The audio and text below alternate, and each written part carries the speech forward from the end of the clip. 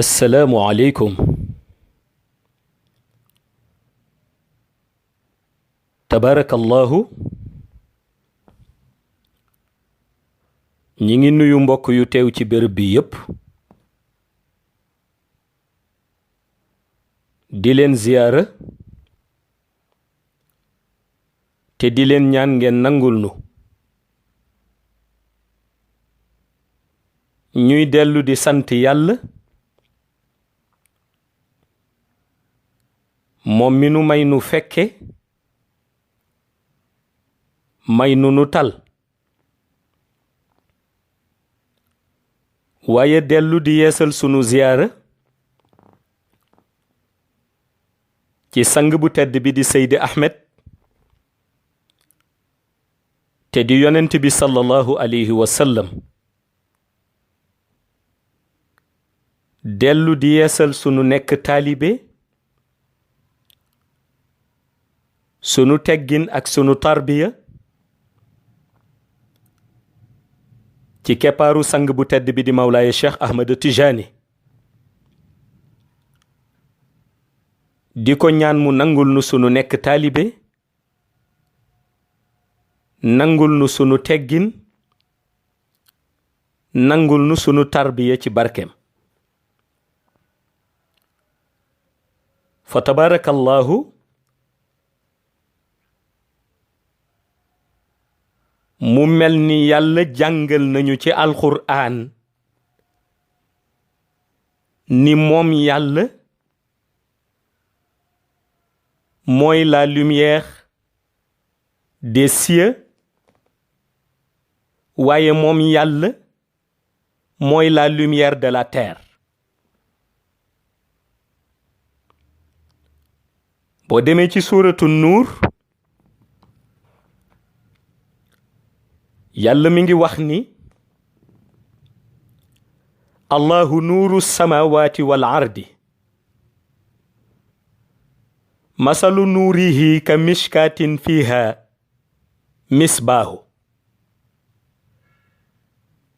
misbaahu fi zujaajatin zujaaja ka annaha kawkabun durriyun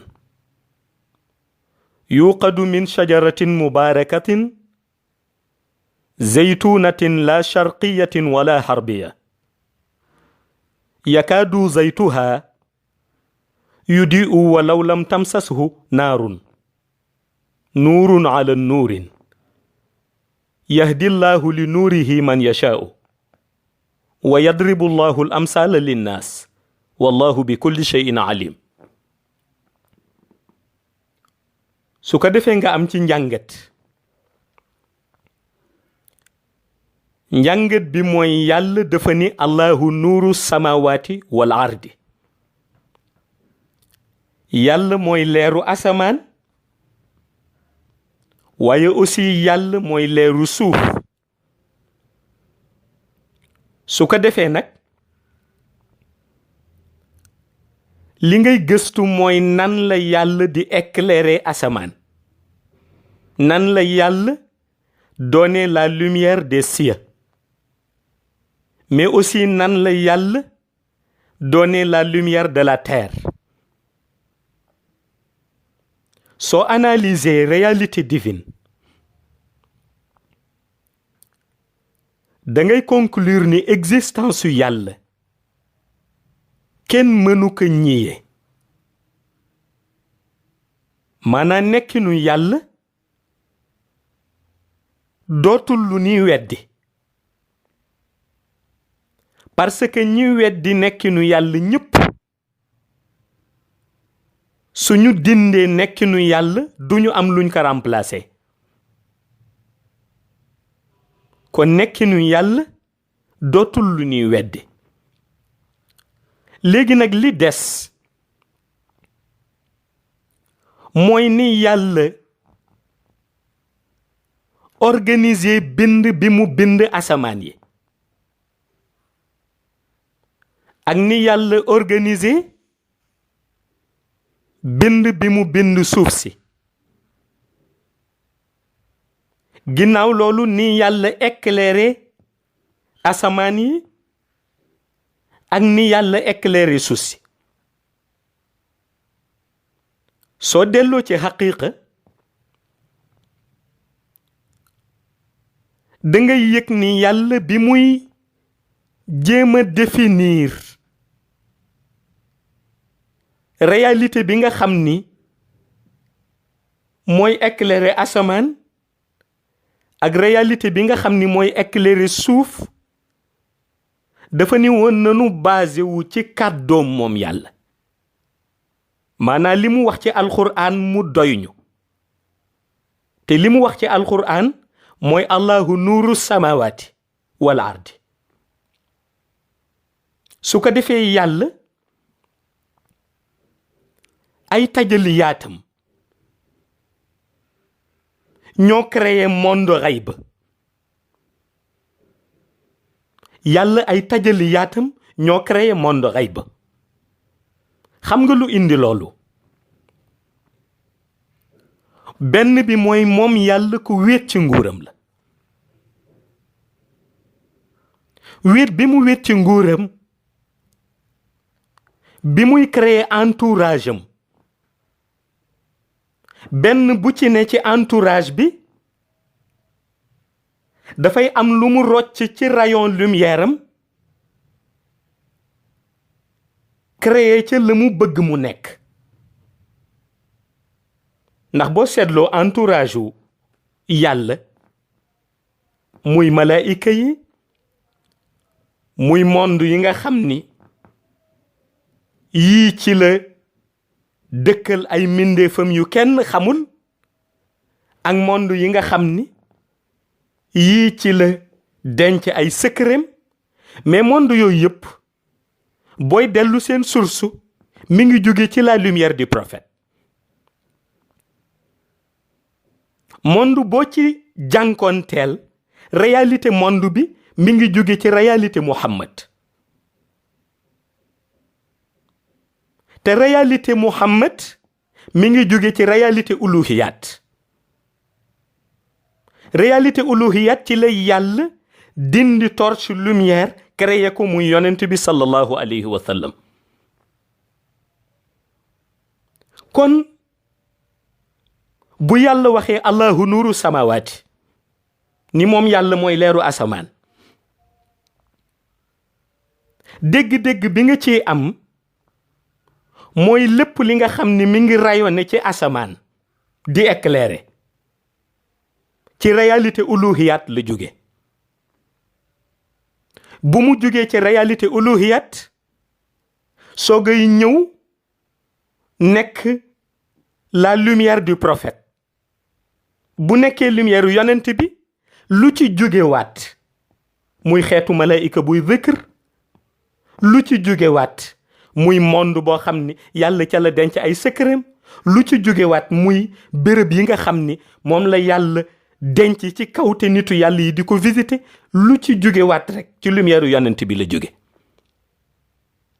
waaye boo gëstoo fi lumière yonent bi jóge mooy ci lumière yàlla la jóge kon lu rayonné ci biir asamaan yi bu leeree rek boo ko xoolee réalité yàlla lay taxawe moo tax yàlla ni allahu nuuru samawaat yàlla mooy leeru asamaan yi yàlla mooy leeru asamaan yi ndax lépp luy rayonné ci biir asamaan yi di éclairer cieux yi ak ci degré bu mu ko mën a éclairer ak ci voltage bu mu ko mën a éclairer lumière boobu mi ngi jóge ci lumière Allahu di lumière bu yàlla lumière baa ngi jóge ci existence yu yàlla lumière baa ngi jóge ci la divinité kon lumière boobu di éclairer asamaan yi boo ci décortiquer ko boo ko tegee ak nu réalité bi jaar ci ay degré ak nu degré ba mën a toll xaqiiqa ba ca yàlla la jóge kon lu fay rayonné rek lumière bi yàlla la looloo tax yàlla ni allahu nuuru samawaati waaye boo delloo ci wal ardi muy beneen réalité bi yàlla di éclairer suuf da ngay gis ni ba léegi li muy éclairer suuf génnul lumière am moom yàlla ndax yàlla mi ngi utiliser saalihiina yi pour éclairer suuf. yàlla mi ngi utiliser kàddu yu rafet yi pour éclairer suuf. yàlla mi ngi utiliser les enseignements du Saint-Coran pour éclairer suuf. yàlla mi ngi utiliser les bonnes actions pour éclairer suuf. waaye benn bu ci ne muy kàddu gi nga xam ni dafay indi lumière ci kaw suuf, kàddu gi dafa am ci ku mu jóge. bonnes actions yi nga xam ni dafay indi lumière ci kaw suuf, bonnes actions yi dafa am ku koy pratiquer. Le Saint-Coran et ses enseignements yi nga xam ni ñooy éclairer suuf, message boobu dafa am ñu koy véhiculer. ñi koy véhiculer nag buñ leen delloo ci benn groupe ni ay saalihiin lañu. saalihiina yooyu ñu nga jële seen ndona ci yonent bi sallallahu alayhi wa sallam. saalihiina yooyu yàlla utiliser pour éclairer suuf. kenn ku ci nekk ci ñoom mi ngi jële ndonoom ci yonent bi sallallahu alayhi wa sallam. léegi nag ndono boobu saalihiina yi jële ci yonent bi ba tax yàlla utiliser leen, bu ñu ñëwee ci suuf ñu di ko éclairer, da ngay gëstu réalité ndono boobu dëgg-dëgg ak xaqiqa ndono boobu ci ban silsila la jaar. soo gëstoo silsila bi gis ni ndono saalihiina yi ci wàllub lumière mi ngi jóge ci yonent bi. ndono yonent bi ci wàllub lumière mi ngi jóge ci yàlla. nga gis ni kon même bu yàlla utiliser saalihiin yi, wala mu utiliser les bonnes actions, wala mu utiliser les enseignements du Saint-Coran, wala mu utiliser les bonnes paroles pour éclairer suuf, éclairage boobu yépp xaqiiqam mooy mi ngi branché wu ci Allahu. maanaam xaqiiqa bi mooy mi ngi branché wu ci yàlla.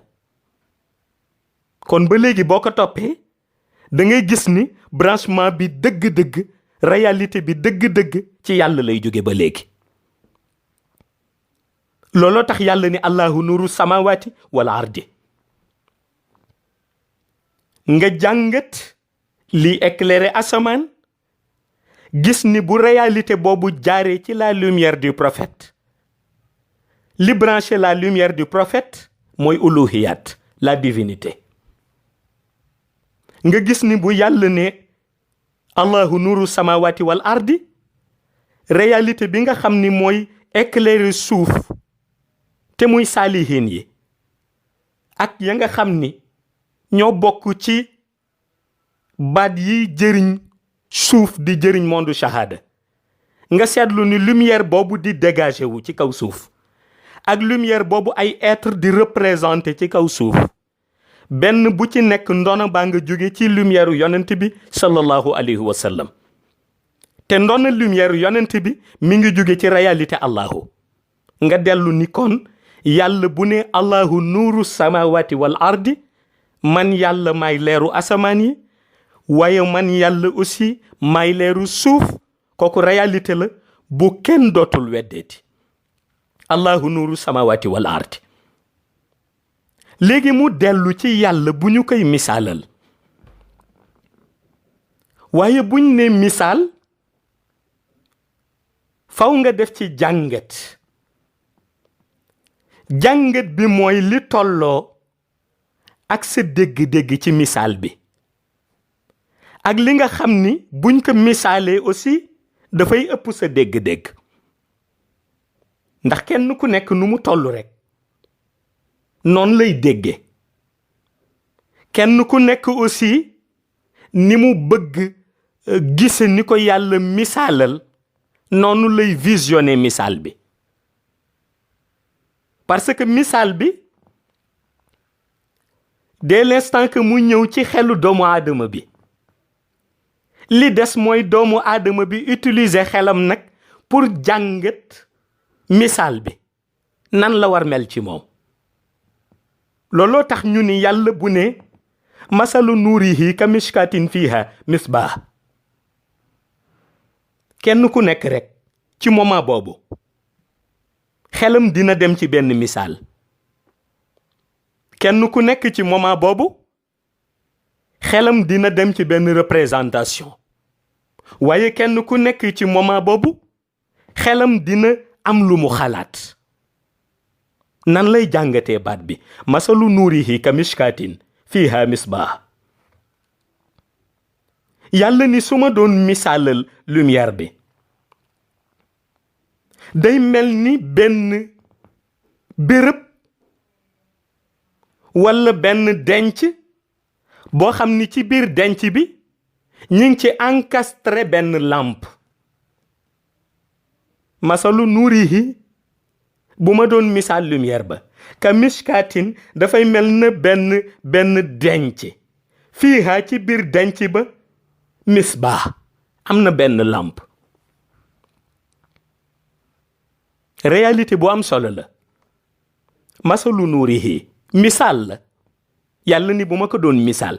pourquoi mu ni bu ma ko doon misaal parce que xam na ni réalité dëgg-dëgg bi bopp attanu ko. réalité dëgg-dëgg bi vision attanu ko. réalité dëgg-dëgg bi xel attanu ko. kon li yàlla di def bay jëriñ xel bi mooy mu misaalal ko. bu ko misaalalee nag ba noppi bàyyi ko ak appréciation. looloo indi mu ni masalu nuurihi ka mishkaatin fiiha misbah. masalu nuurihi bu ma leen doon misaalal cette lumière. quelle lumière? lumière bi mu doon wax ni mooy allahu nuuru samawati wal ardi. lumière bi mu doon wax ni mooy leeral asamaan yi di leeral suuf si. lumière boobu la ni su ma ko doon misaal masalu nuurihi bu ma leen doon misaal lumière boobu ka mishkaatin dafay mel ni benn denc benn béréb benn niche. ka mishkaatin benn niche benn béréb benn coin. fiiha mu nekk ci biir denc boobu nekk ci biir coin boobu nekk ci biir béréb boobu misbah benn lampe. réalité bu am solo la. yàlla nee na su doon misaal lumière bi day wax ni lumière bi mi ngi mel ni benn béréb. par exemple benn place boo xam ni ci biir place bi am na benn lampe. place bu am benn lampe moo tax boo delloo ci dimension uluhiyat da ngay gis ni masulu nuurihi maanaam misaalub lumière bi ka mishkaatin da ngay gis ni mooy uluhiyat réalité yàlla. fiiha nekk na ci biir uluhiyat bi al misbah di benn réalité lumière boobu ñuy tudde la lumière du prophète. masalu nuurihi buñ doon misaal lumière bi nga dellu ci domaine uluhiyat ka miskaatin benn lumière la maanaam benn béréb bi mooy uluhiyat réalité yàlla. fiiha nekk na ci biir uluhiyat bi misbah la lumière du prophète. maanaam ñu ni lumière bu yàlla mi ngi nii nga jàkkaarloo ak moom. ñu ni ci biir lumière bu yàlla am na benn lampe bu ci rayonné. lampe bi mooy la lumière du prophète. lumière bu yàlla kenn mbokk ka ak moom dong moo ko détenir kenn xëju ca. waaye ci biir lumière bi yàlla dugal na ci benn lampe boo xam ni lumière am moo ko branché. ci lampe boobu la yàlla di utiliser pour jafal yeneen lampe yu ñu tàkk. ci lampe boobu la yàlla di utiliser pour brancher yeneen lampe yu ñu tàkk. mu dellu ca la Cheikh Alhaji Malick waxoon wa innahu is arada allahu nashatana abana min nuurihi nuura nabil alami. abana min nuurihi ca lumière am nuura nabil alami ca la génnee lumière yonent bi. ka miskaatin fiiha misbah. réalité yàlla ci lumière ba. ci biir réalité yàlla ci lumière ba am na ci biir réalité boobu beneen lampe buy tàkk. lampe bay tàkk ci biir réalité lumière uluhiyat lampe boobu mooy réalité lumière Muhammad sallallahu alayhi wa sallam. masalu nuurihi kamishkaatin fiiha misbah ci benn dégg-dégg bi ci xayba. léegi yàlla ni misbah fii zujaajatin zujaaja baat bu am solo la. misbah lamp boobu fii zujaajatin zujaaja lamp boobu muy lamp bi éclairé mi ngi waat ci biir maanaam beneen verre bu koy protéger. misbahu fii zujaajatin zujaaja lamp bi dañ ko ancré ci biir beneen verre bu koy protéger. réalité bu am solo la. boo delloo ci masalu nuurihi buñ doon misaal leer bi ka mishkaatin mu nekk ci benn béréb fiiha béréb boobu misbah benn lamp nga ci. misbahu di lamp ba fii zujaajatin mu nekk ci biir benn verre zujaaja beneen verre protégé ko. xam nga réalité boobu lan la ci milieu xayba. suñu waxee masalu nuurihi buñ doon misaal lumière bi ka mishkaatin ñu ni mooy uluhiyaat bi fiiha nekk na ca biir uluhiyaat ba misbaahu di beneen lampe boo xam ni mooy éclairer di la lumière du prophète. léegi misbaahu lampe boobu nga xam ni mooy la lumière du prophète fii zujaajatin am na protection zujaaja ci kaw protection bi jiitu bi muy liy protéger lampe bi mooy phase numéro 1 bi yàlla di utiliser jaare ko ci la lumière du prophète pour créer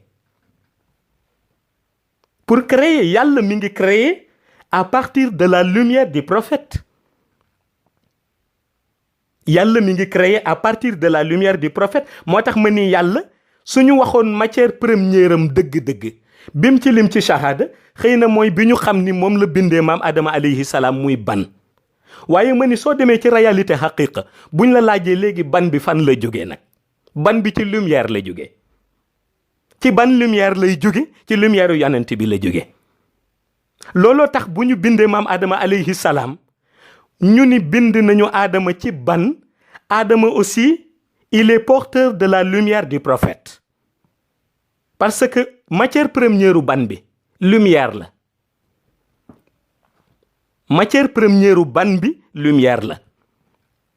ban bi ci lumière la jóge. léegi ci ban lumière la ban bi jóge ci lumière u Muhammad la jóge ndax yonent bi sallallahu alayhi wa sallam moom la yàlla njëkk bind mooy le premier des créatures. bi yàlla jëlee rayon lumière bi génne ko rayon lumière boobu yàlla génne lu yàlla bindaat que ça soit ci matière première ba di ban matière première ba di leneen lu yàlla bindaat yàllaa ngi tiire loolu à partir de la lumière du prophète. looloo tax ma ni misbaahu di lampe boobu di représenter yonent bi ci biir uluhiyat fii zujaajatin mi ngi am benn phase bu mu ne maanaam benn phase bu koy protéger. phase bi koy protéger mooy fi yàlla di jaaree di indi création bi. zujaaja nag mooy bu demee ba ñu séparer ko ak création bi maanaam ba ñu séparer ko ak matière première bi ci benn dégg-dégg bi laa wax muy ci milieu xayba. dégg-dégg bi mooy lampe boobu nga xam ni moom la ñoo tuddee misbah di rayonner ci biir uluhiyat nga xam ni mi ngi représenter yonent bi. misbahu boobu fii zujaajatin mi ngi si biir benn phase bu ko yàlla bëggee utiliser pour tirer sa matière première. pour bind les autres créatures. mi ngi ci benn phase boo xam ni fa la ko yàlla dugal protéger ko pour tirer ci matière première bi nga xam ni moom lay bindee les autres créatures.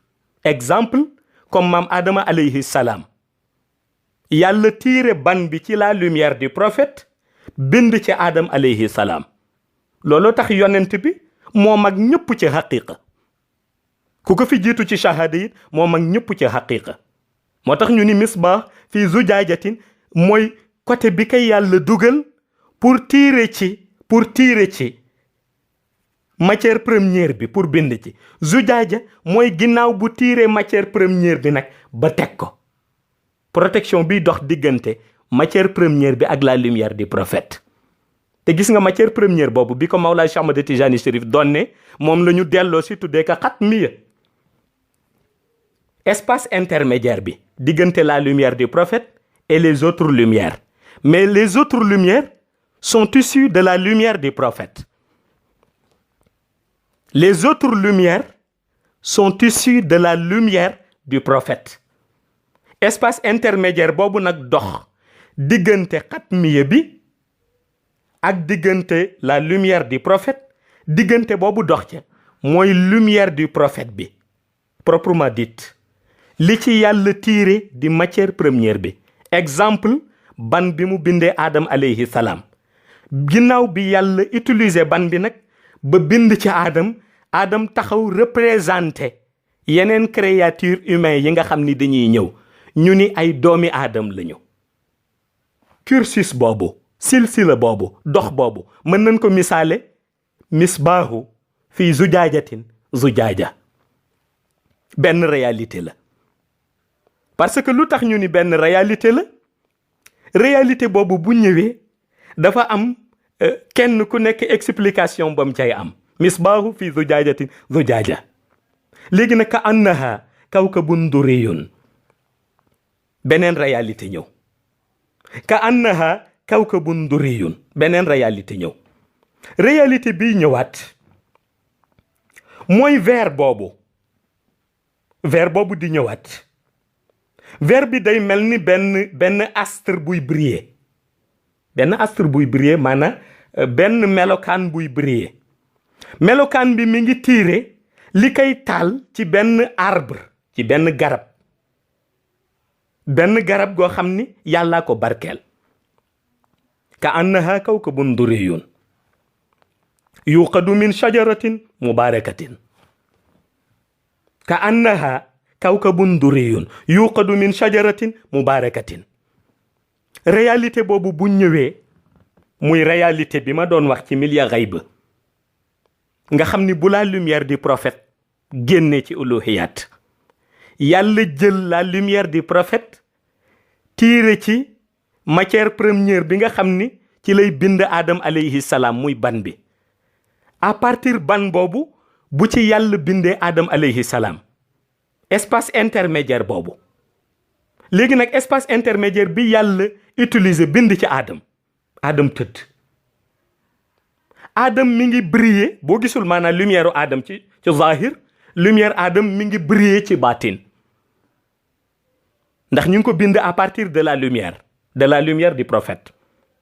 léegi lumière boobu yëpp nag nga xam ni mi ngi mel ni benn astre maanaam boo ko seetloo mi ngi mel ni benn jant wala benn weer.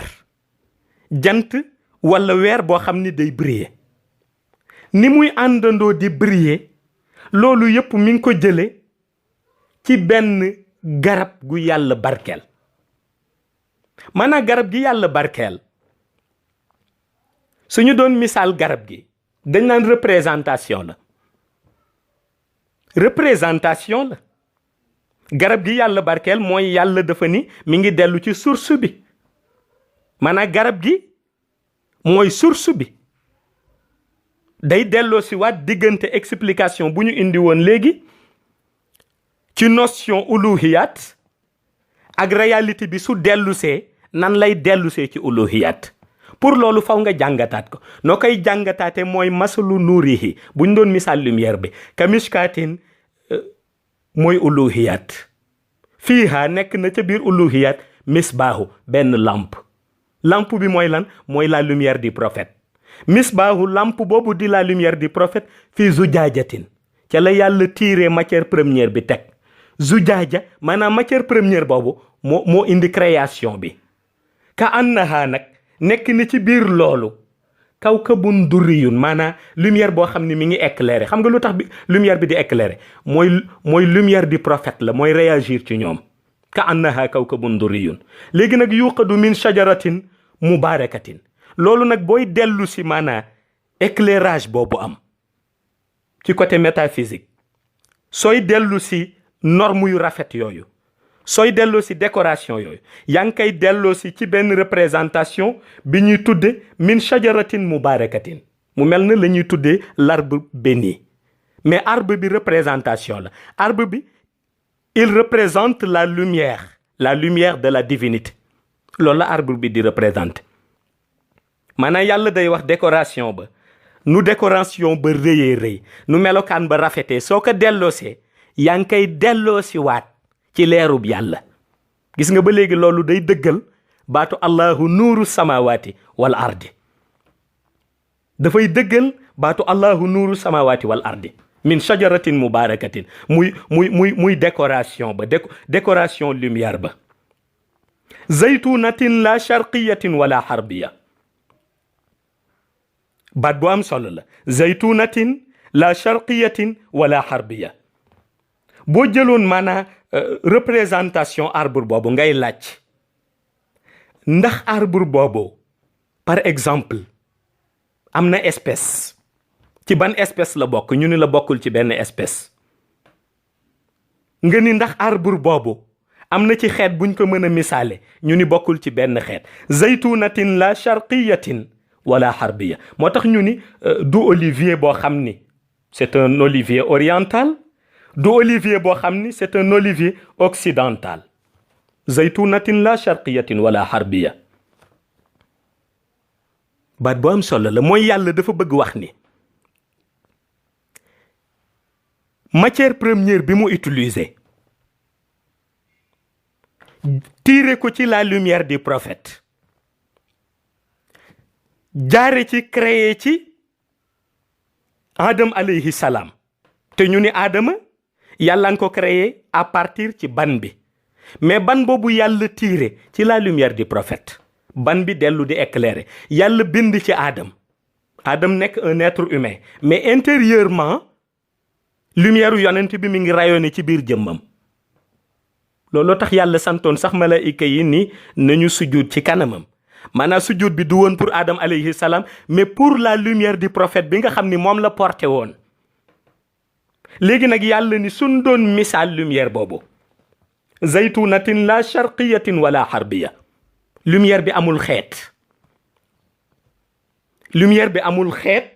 bu ñëw mënoon misaale ni tey su doon représentation garab gi la di min shajaratin mubarakatin représentation garab gi te garab gi di uluhiyat min shajaratin mubarakatin la sharqiyatin wala harbiya amul benn xeet buñ koy mën a delloo amul benn espèce buñ koy mën a delloo li ñu mën a wax mooy Adam alayhi salaam yàlla bind na ko ñu misaal ni tey Adama ñi nga xam ni sosu nañu di ay indien ci xeetam lañu bokk ñi sosu di ay américain ci xeetam lañu bokk ñi sosu di ay africain ci xeetam lañu bokk ñi sosu di ay arabe ci xeetam lañu bokk looloo tax ñu ni sunu gëstoo réalité bi wax diggante nit ku ñuul wax diggante nit ku weex wax diggante nit ku xonk débat rek lay indi waaye réalité bi mooy ñun ñëpp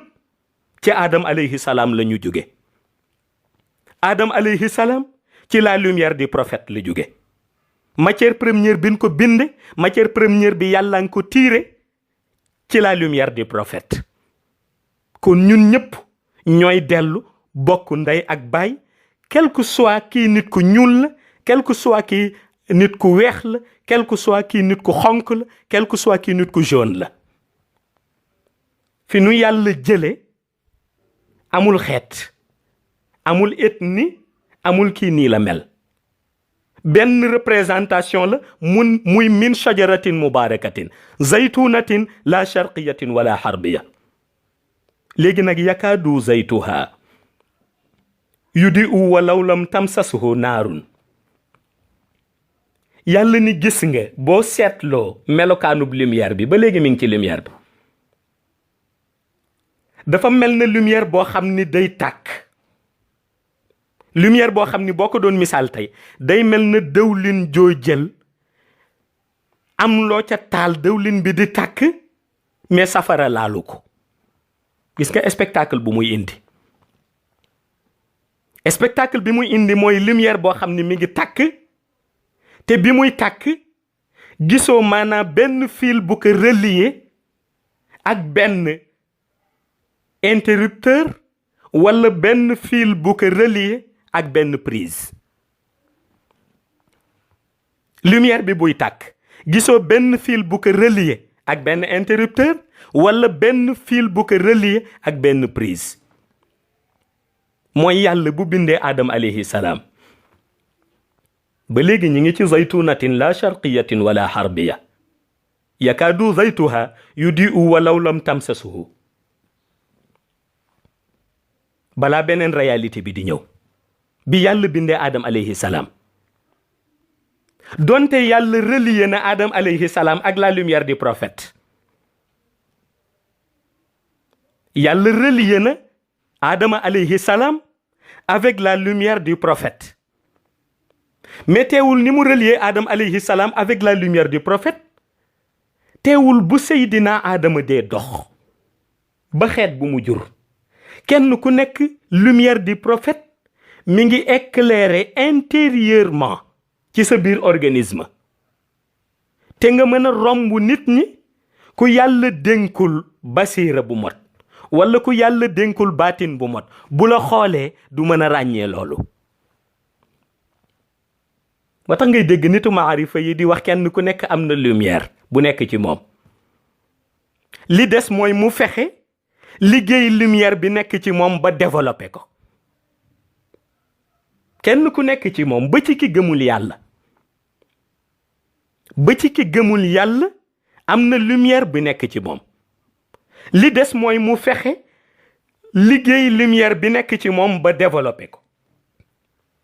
waaye am na lumière bi nekk ci moom gis nga lumière bi nekk ci moom mooy la lumière du prophète li des nag mooy mu fexe développer lumière bi ci la waa ahlu tasawuf fu ñëw ci côté zikr dinañ ci ñëw. ci la waa ahlu tasawuf fu ñëw ci côté zikr ñëw ci côté zikr pour permettre nit ki baat yi muy tudd baat yi jóge ci yàlla pour ñu permettre nit ki mu jéem développer lumière bi nekk ci biir organisme am. loolu la zikr di jëriñ. gis nga ki la jox kurus ni la wérdal xam na ni lumière a ngi ci yow ba noppi. xam nga li des mooy mu fexe jox la turu yàlla yooyu tudd wala salaatu booy tudd pour lumière bi nekk ci sa organisme nga jéem ko développer. nombre de perles ya ngay jàng ak garantie ba nga ca am ak ci cadre ba nga koy jàngee ni ngay jànge au fur et à mesure ngay jàng wala ngay zikr wala ngay naafila loolu mooy permettre sa lumière muy développer. mi ngi mel ni rek benn garab goo xam ni da nga xëy rek di ko arroser. fertilité bi ngay soxlu ci suuf si mi ngi dépendre ci nombre d'arrosoirs yi nga utiliser def ci sa ndox dem arroser sa tool. réalité boobu la min shajaratin mubarakatin zaytunatin la sharqiyatin wala harbiya yakaadu zaytuha yudi'u walaw lam tamsasuhu naarun. soo ko seetloo nag mu mel ni benn safara soo xam ni mi ngi tàkk di éclairer sans pour autant que safara si branché wu ci di branché wu ci benn prise wala benn interrupteur boo xam ni da nga koy gis ni lii ko branché. mi ngi mel ni tey luy tàkk boo seetloo loo xam ni day éclairer di éclairer lu ko neex te gisoo safara goo xam ni ci la branché wu. par exemple mi ngi mel ni nga jël matt pour ñi dëkk ci àll bi. xam nga matt mi nga jël bu wowee faw nga taal safara jël matt mi teg ko ci safara si ba safara si lakk ko pour nga mën a yëkkati matt mi dugal ko sa néeg tee ko pour mën a éclairer néeg bi. fii nag contraire bi la.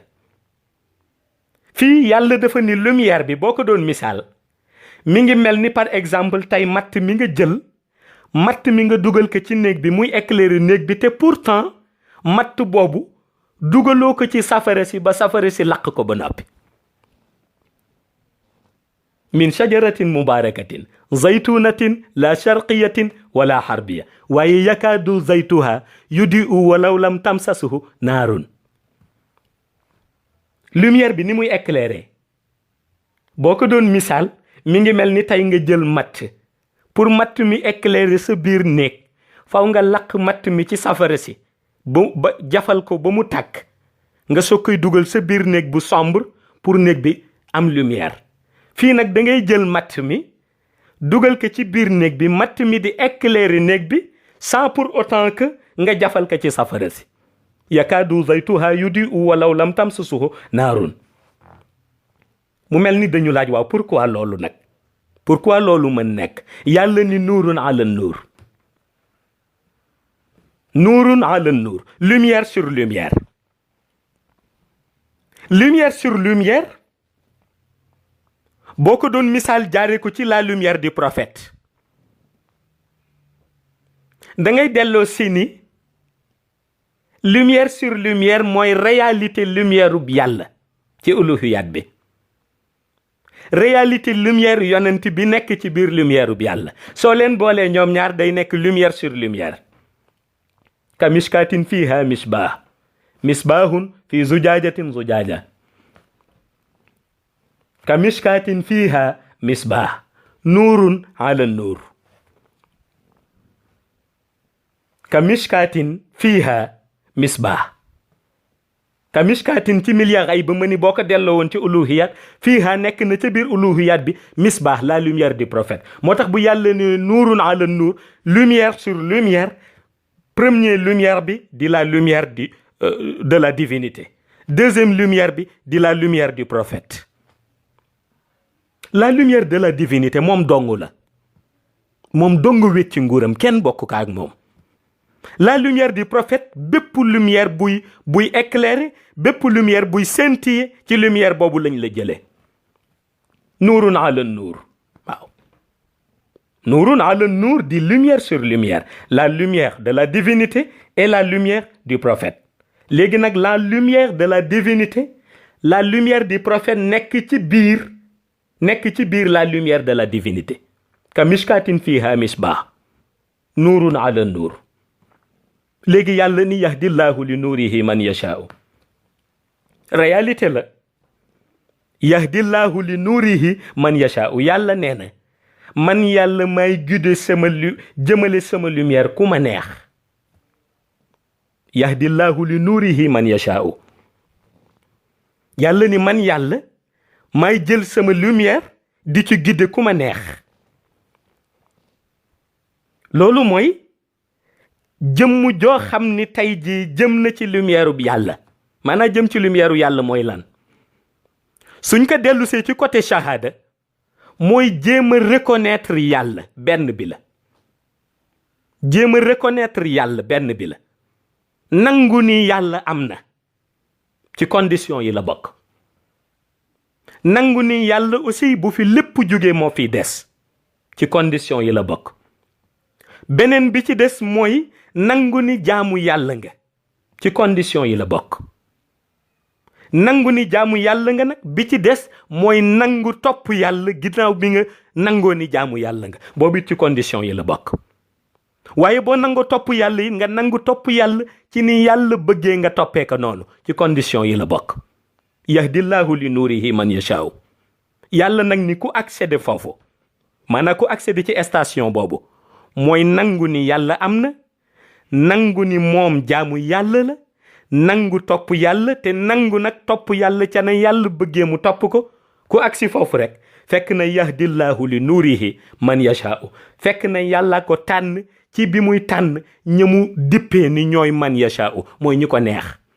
maanaam ku ko neex rek mu jëkki sa tànn la, guider la vers sa lumière. loolu tax ku jub yàlla la neex. looloo tax di nga sonn rek pour ci nit waxtaan ak moom pour mu jub, waaye ku jub rek dafa fekk njub ga mu am njub boobu neex yàlla. yahdillahu li nuurihi man yashaa'u. yàlla mooy guider vers sa lumière ku ko neex. yahdillahu li nuurihi man yashaa'u. ku am éclaircissement ci wàllu xel ba xam yàlla da fekk yàlla la neex. ku sa xol dal ba nga topp yàlla dafa fekk yàlla la neex. ku génnee ko ba xam ni yàlla am na ba gëm ko ba di ko jaamu yàlla la neex. parce que lumière bi ñëw ci yow guider sa esprit wala lumière bi ñëw ci yow guider sa organisme ci pratique wala lumière bi ñëw ci yow guider sa kàddu guider sa doxalin ci nga sopp yonent bi guider sa doxalin si nga gëm yàlla guider sa doxalin si nga topp yàlla fekk na yàlla la neex yahdillahu li nuurihi man yashaa'u wa yadribu llahu al amsala linnaas ndax wallahu bi kulli shay'in alim wa yadribu llahu al amsala linnaas yàlla nag ni moom mooy proposé ñi nga xam ni ñooy nit ñi li tubaab di tuddee parabole wa yadribu llahu al amsala linnaas mooy yàllaay xool façon bu ko neex façon bii jëriñe doomu aadam wala façon jëfandikukaayu doomu aadam bu ko neex wala façon doxalinu doomu aadama bi ko soob moom yàlla wala façon melokaanu doomu aadama bi ko soob moom yàlla melal noonu nit ñi hikma bu am solo moo ci ne wa yadribu llahu al amsala linnaas wallahu bi kulli shay'in alim yàlla mooy xool melokaan bu ko neex wala façon doxalin bu ko neex wala façon matukaay bu ko neex wala façon mën-mën bu ko amal solo ci xeet wi ci bani aadam mu seet loolu lu ko ca neex mu melal noonu doomu aadama ba ci proposition moom yàlla ci la lépp di dox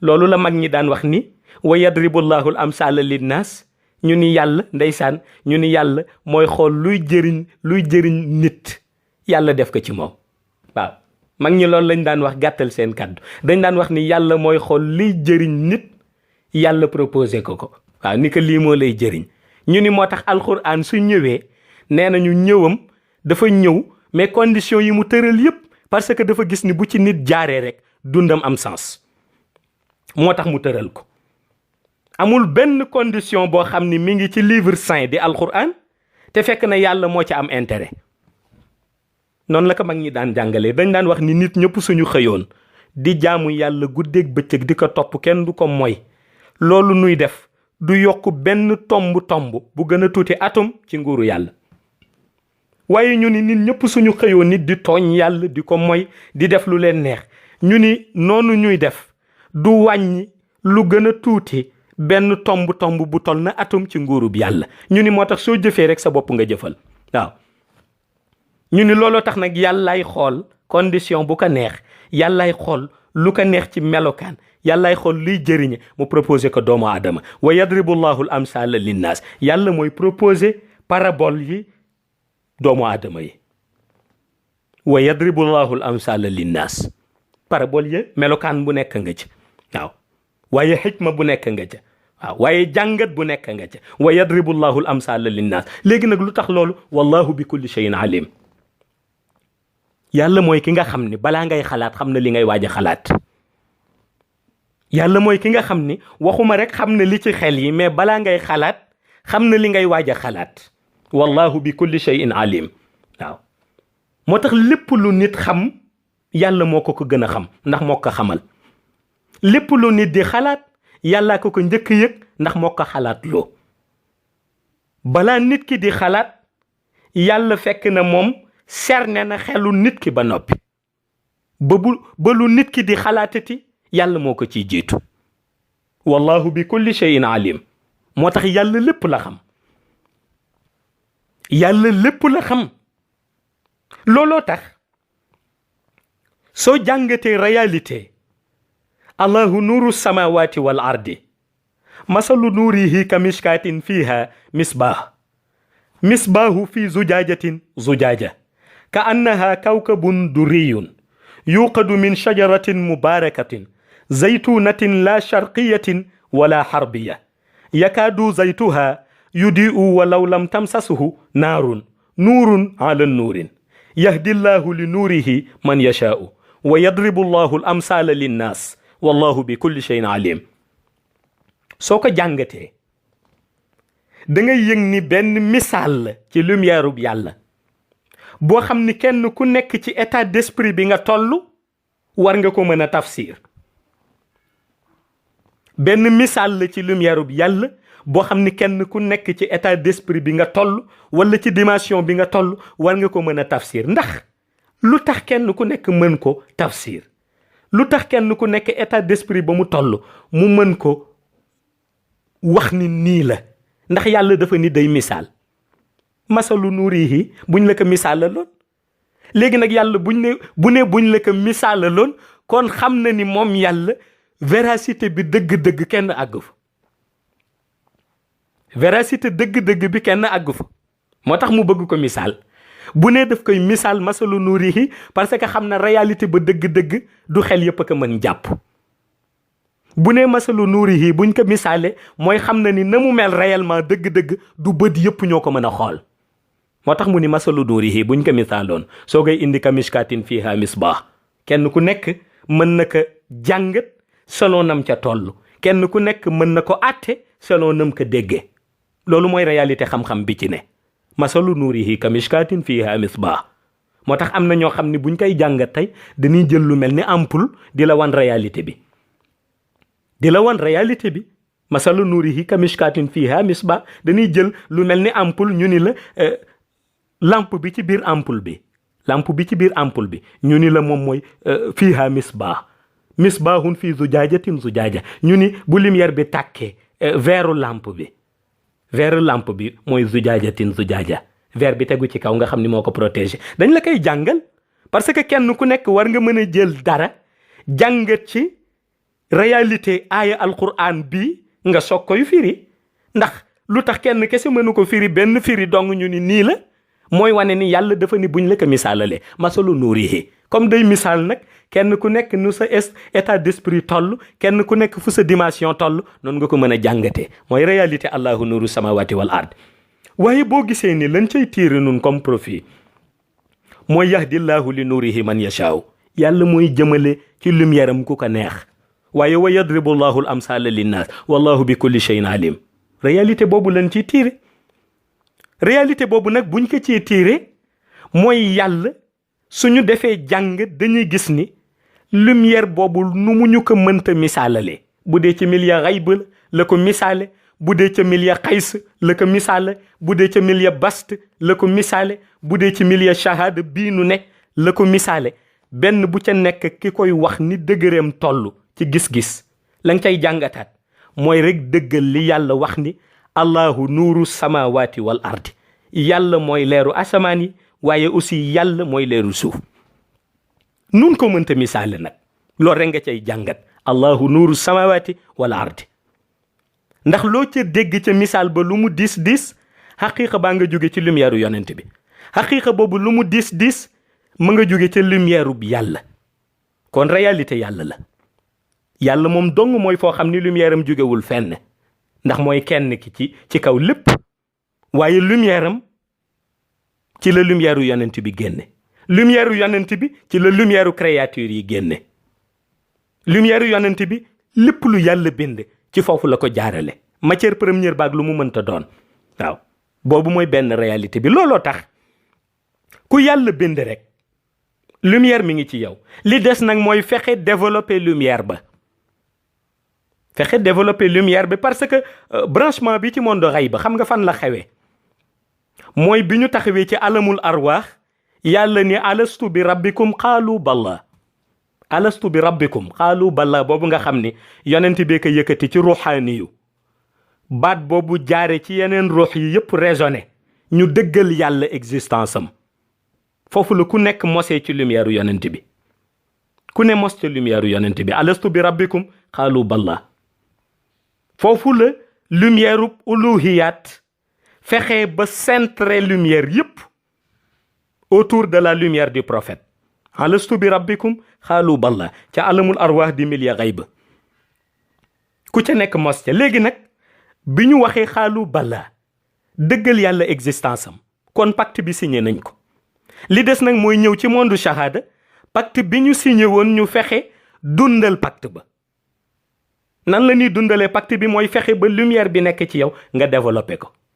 am na ñu seen lumière développé ëpp ñeneen lumière, am ñoo xam ni seen lumière dafa des développé.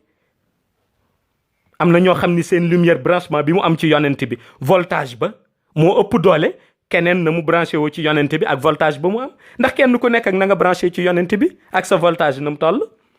soo demoon ñii am ñu ni par exemple kii bi mu branché wu ci yonent bi voltage am dem na ba àgg ay 1000 ñu ni kii branché wu na ci yonent bi waaye voltage am 100 la ñu ni kii voltage am 5 la noonu la mel kenn ku nekk ak sa branchement ak ni sa lumière développé ci yonent bi.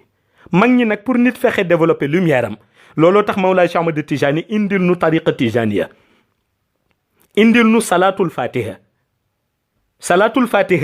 lu tax Cheikh indil nu ko mooy pour fexe ñu koy jëfandikoo di ko jàng pour mën a développer suñu lumière baa ngi fi li des mooy développer ko na nga koy développer nag mooy fexe bay zikr booy zikr sa lumière di gën a développer la ngay jàng day yokk sa voltage ci yonent bi par exemple mi ngi mel ni tey koo xam ni bi mu branché woo ci lumière yu yonent bi voltage am 10 la woon bu commencé di zikr salatul fatiha daf koy permettre beneen prise boo xam ni daf ko koy génneel ci baatin brancheel ko réalité am ci yonent bi yow par exemple sa branchement direct bi nga jógee ci Adam alayhi salaam ba fii nga toll ñu ni sa branchement direct ci yonent bi ñu ni par exemple ñu ni 50 la ngay jàng salatul fatiha jëlal la branchement à part ci yonent bi branché ko sa ruux branchement bi la salatul fatiha di jëlal ci yonent bi mooy bi Mawlaay Cheikh Ahmad Tijani Chérif branché woo ci yonent bi nga xam ni mooy branchement xatmiya ba boobu bu duggee ci yow da ngay yëg ni sa yaram day fees dell ak lumière loolu zikr moo koy def ci jëmm waaw loolu zikr moo koy def ci jëmm loolu tax zikr am solo rawatina zikr ci lu jëm ci yonent bi waaw parce que booy jàng salatul fatiha branchement bi nga xam ni mooy jóge ci yonent bi di ñëw ci yow mi ngi jaare ci espace intermédiaire u xatmiya bi di Mawlaay Cheikh Ahmad Tijani léegi boobu bu jaaree ci espace intermédiaire u xatmiya bi doole boobu muy am ci lumière buñ la ko branché ci ruux da ngay yëg ni leer gi ngay dund mooy ëpp doole bi nga doon dund balaa ngay dugg ci tariqa tijaniya waaw parce que branchement bi nga amoon jëlee ko ca Adam alayhi salaam mu jaaree ci lumière yu yonent bi branchement boobu bokkul ak bi Mawlaay Cheikh Ahmad Tijani Chérif yore ndax bi Cheikh yore mooy exclusivité bi boobu du ñëpp la ciy mosal looloo tax booy zikr salatul fatiha buñ la mosalee ci branchement boobu da ngay yëg ni yokkute bi ngay am fekk ginnaaw bi nga zikaragul woon salatul fatiha ba nga commencé di zikr salatul fatiha yokkute bi ngay yëg ak intensité lumière bi ngay yëg ak élévation spirituelle bi ngay yëg fekk na dundagoo woon lu mel noonu balaa ngay dugg ci tariqa tijaniya loolu moo tax zikr am solo loolu moo tax réalité lumière am solo waaye loolu moo tax xam yàlla topp ko am solo tabarakallahu ñi ngi dellu di ziyaare waat ñëpp di leen ñaanal yal na yàlla sàmmu leen yal na yàlla taxawu leen ci zahir ak ci baatin may leen nu dund tabarakallahu ba fekkee waat tabaski yii di ñëw yëpp ci barke yonent bi barke Cheikh Tijani Chérif ñu ànd ca ak nu ñu ànd ak yéen ñuy déwanal ñëpp tabarakallahu di ziyaar ñëpp di leen ñaanal atum jàmm di leen ñaanal lépp loo xam ni ngëneel la yal na ko yàlla baawaan ci suñu réew mi di Sénégal indi fi jàmm baawaan ko aussi ci bépp xeet ak fu mu mënta doon rek ba ku nekk jëriñu ci la lumière du prophète sallallahu alayhi wa sallam assalaamu aleykum wa rahmatullahi taala wa barakatuhu